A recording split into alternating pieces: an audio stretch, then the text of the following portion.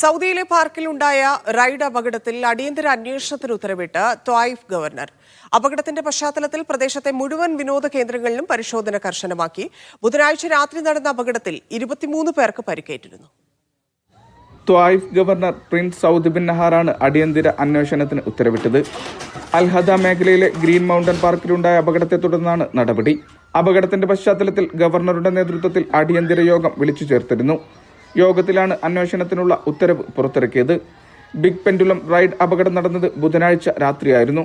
മുകളിൽ നിന്നും 2 ഭാഗങ്ങളായി പൊട്ടി താഴേക്ക് പതിച്ചാണ് അപകടം.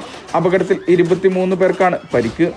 ഇവരിൽ 3 പേരുടെ നില ഗുരുതരമായി തുടരുകയാണ്. സുരക്ഷാ മാനദണ്ഡങ്ങൾ, റിപ്പയർ, മെയിൻ്റനൻസ് രേഖകൾ, സേഫ്റ്റി, നിരീക്ഷണ സംവിധാനങ്ങൾ തുടങ്ങിയവയായിരിക്കും അന്വേഷണത്തിന്റെ ഭാഗമായി പരിശോധിക്കുക. അപകടത്തിന് ശേഷം സുരക്ഷ മുൻനിർത്തി പാർക്കിലേക്കുള്ള വൈദ്യുതി വിച്ഛേദിച്ചിട്ടുണ്ട്. പാർക്കിന്റെ പ്രവർത്തനവും താൽക്കാലികമായി നിർത്തിവെച്ചു. അപകട കാരണങ്ങൾ കണ്ടെത്തി ഉത്തരവാദികൾക്കെതിരെ കടുത്ത നടപടികൾ സ്വീകരിക്കുമെന്നും ഗവർണർ മുന്നറിയിപ്പ് നൽകി. Mishal Cherpulassery, media 1, Riyadh.